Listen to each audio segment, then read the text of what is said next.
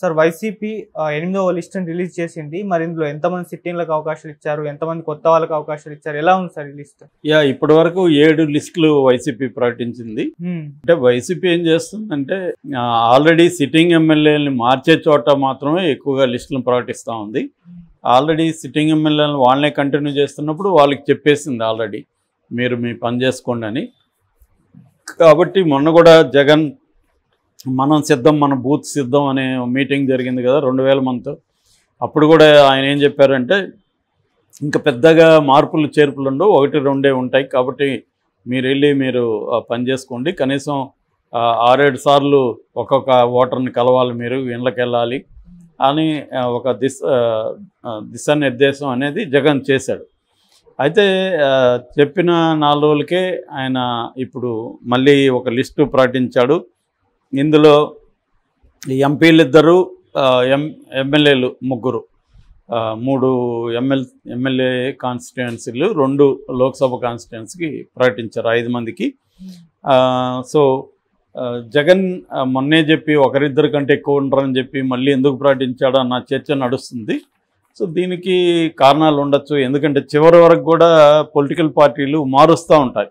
ఇప్పుడు ఒక క్యాండిడేట్ని పెట్టినాక ఆ క్యాండిడేట్ సరిగా పనిచేయలేకపోవచ్చు, లేకపోతే నెగిటివ్ రావచ్చు, లేకపోతే ప్రత్యర్థి పార్టీలు వేరే వాళ్ళని పెట్టచ్చు, వాళ్ళని ఢీకొనే విధంగా వీళ్ళు లేకపోవచ్చు, ఇలాగ రకరకాల కారణాలతో చివరి వరకు కూడా మారుస్తూ ఉంటారు.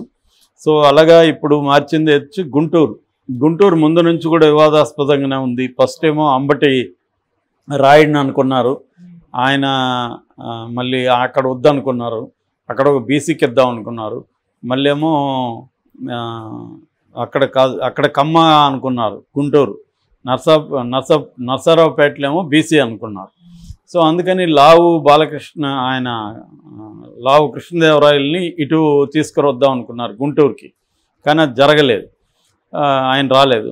దాంతో ఉమ్మారెడ్డి వెంకటేశ్వర్ల వాళ్ళ అబ్బాయి ఆయన్ని పెట్టారు. ఆయనేమో యాక్టివ్గా పనిచేయట్లేదని చెప్తున్నారు, ఆయనకి అంత ఇంట్రెస్ట్ లేదు, యాక్టివ్గా పనిచేయట్లేదని.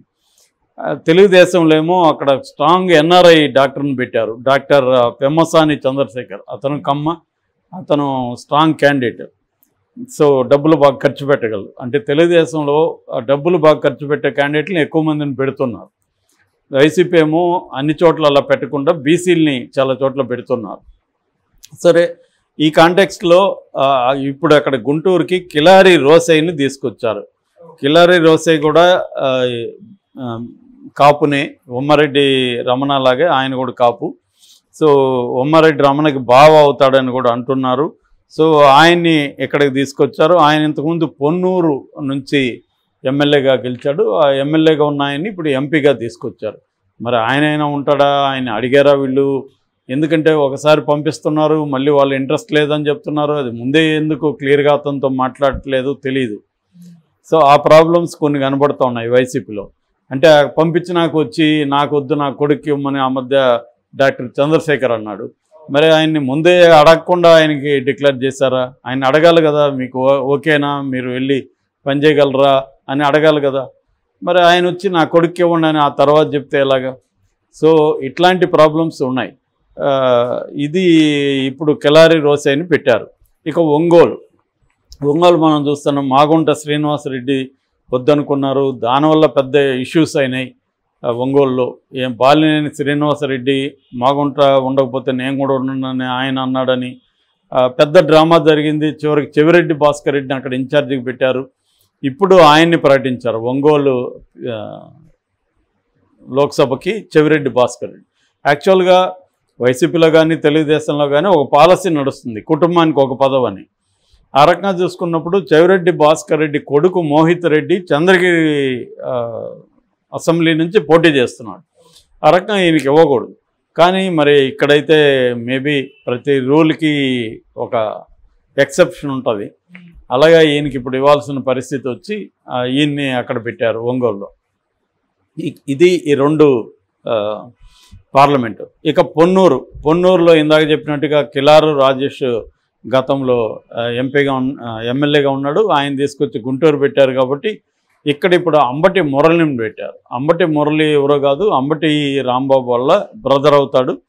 ఆయనకి బజరంగ కన్స్ట్రక్షన్ కంపెనీ ఉంది. తను ఎప్పటి నుంచో బజరంగ ఫౌండేషన్ పేరుతో ఒక స్వచ్ఛంద సంస్థ పెట్టుకొని సేవా కార్యక్రమంలో ఆయన చేస్తున్నాడు.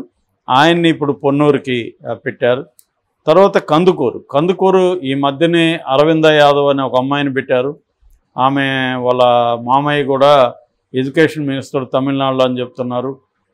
సో మరి ఇప్పుడు ఆమెను ఎందుకు మార్చారో మళ్ళీ తెలీదు. ఇప్పుడేమో అదే ప్లేస్లో అదే కులం నుంచి బొర్రాం మసూదన్ యాదవ్, ఇంతకుముందు ఈయన కనిగిరి నుంచి ఎమ్మెల్యేగా ఉన్నాడు.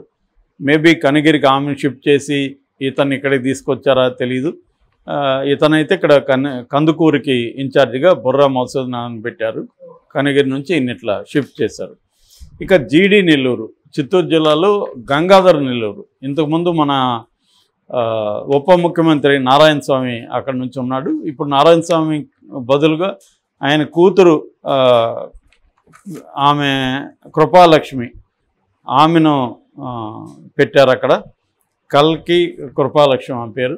సో వాళ్ళ అమ్మాయి మేబీ వారసుల్ని తీసుకొస్తున్నారు కదా చాలామంది రాజకీయ నాయకులు.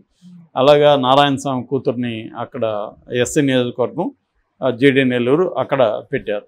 సో ఇది 8వ లిస్టు. ఇదేంటంటే ఎన్ని లిస్టులు ఇలా వస్తుంటాయి అనేది ఇంకా క్లారిటీ లేదు. ఇంకా పెద్దగా రావు, అంటూ మార్పులే ఉంటాయి, మీరు వెళ్ళి పని చేసుకోండి అన్నాడు. అని 2 రోజులు అయింది. ఈ లోపల మళ్ళీ ఒక లిస్టు పెట్టాడు. అంటే వైసీపీలో కూడా కొంత గందరగోళం ఉన్న మాట వాస్తవం. అదేంటంటే క్లియర్గా ఒక క్యాండిడేట్ని ఒక దగ్గర పెట్టినాక మళ్ళీ రీషఫుల్ చేసుకుంటూ వెళ్తే ప్రజల్లో గందరగోళం ఉండే అవకాశం ఉంది. వాళ్ళకు కూడా క్యాండిడేట్లకి మనం ఇక్కడ ఉంటామా, మళ్ళీ నన్ను ఏమైనా మారుస్తాడా అనే ఒక అభద్రత ఉన్నప్పుడు వాళ్ళు ధైర్యంగా వెళ్ళి జనంలో పనిచేయాలి. ఎందుకంటే ఇప్పుడు నిరంతరం పనిచేయాల్సి ఉంటుంది, ఫోకస్ చేయాల్సి ఉంటుంది, వాళ్ళ ఫండ్స్ ఆర్గనైజ్ చేసుకోవాల్సి ఉంటుంది, చాలా పనులు ఉంటాయి కదా ఒక ఎమ్మెల్యే అంటే. అవన్నీ చేసుకోవాలంటే వాళ్ళకి ఖచ్చితంగా మనం ఇక్కడ ఉంటామంటే చేసుకుంటారు. కానీ సడన్గా వాళ్ళని మార్చేస్తూ ఉంటే ఖచ్చితంగా ప్రాబ్లమ్స్ ఉంటాయి. ఇది అన్ని వైపులు లేకపోవచ్చు.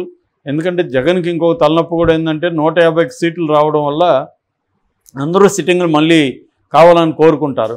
కానీ వాళ్ళందరికీ ఇచ్చే పరిస్థితి ఇప్పుడు ఉండదు. అట్లాగే కొన్ని సోషల్ ఇంజనీరింగ్ అనే పేరుతో కులాల సమీకరణలు మార్చదలుచుకున్నాడు జగన్. సో బలమైన సామాజిక వర్గాలు కమ్మ, కాపు, లేకపోతే రెడ్డి, రాజు, క్షత్రియ ఇలాంటి వాళ్ళు ఉన్న చోట బీసీలని తీసుకురావడం అనేది జగన్ ఈసారి చేస్తున్న ఒక సోషల్ ఇంజనీరింగ్. అంటే కాపు కమ్మ కాంబినేషన్ తెలుగుదేశం జనసేనలో ఉంది కాబట్టి ఈ స్ట్రాంగ్ కాంబినేషన్ ఎదుర్కోవాలంటే మనం బీసీలని తీసుకురావడం ద్వారా రాష్ట్ర వ్యాప్తంగా బీసీలకు జగన్ పెద్దపీట వేస్తున్నాడు అన్న ఒక ఇమేజ్ని తీసుకెళ్తే బీసీల పాపులేషన్ ఎక్కువ ఉంటుంది కాబట్టి సో మనకి బీసీలకి ఇవ్వని చోట కూడా బీసీలకి మన వైపు కొంత సాఫ్ట్ కార్నర్ ఉంటుంది అన్న ఒక స్ట్రాటజీని జగన్ ప్లే చేస్తున్నాడు. అది ఎంతవరకు వర్కౌట్ అవుతుంది అనేది మనం ఎన్నికల తర్వాత కానీ తెలియదు. కానీ అటువంటి స్ట్రాటజీ జగన్ దీంట్లో కనబడుతుంది.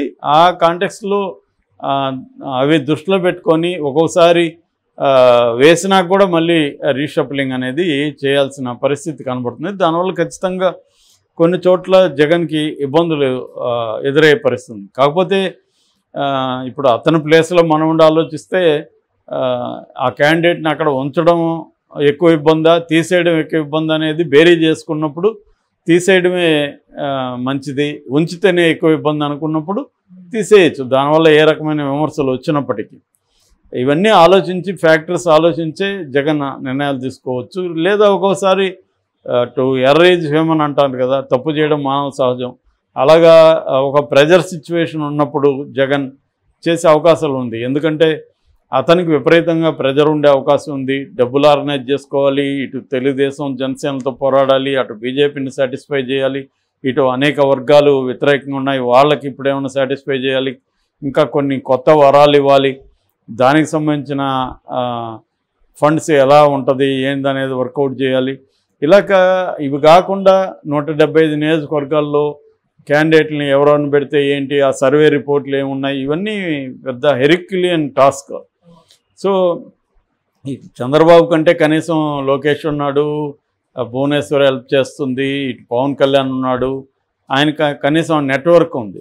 జగన్కి అది లేదు. జగన్ అంతా మామూలుగా ముందు నుంచి కూడా వేరే వాళ్ళ మీద డిపెండ్ అవ్వడం తక్కువ, వేరే వాళ్ళ సలహాలు తీసుకోవడం తక్కువ. ఆ రకంగా అతనే ఎక్కువ నిర్ణయాలు తీసుకోవాల్సి ఉంటుంది. సో ఆ రకంగా ప్రజల నుంచి కూడా కొన్ని తప్పులు జరిగే అవకాశం ఉంది. ఏదేమైనా కొన్ని చోట్ల గందరగోళం అయితే కనిపిస్తుంది.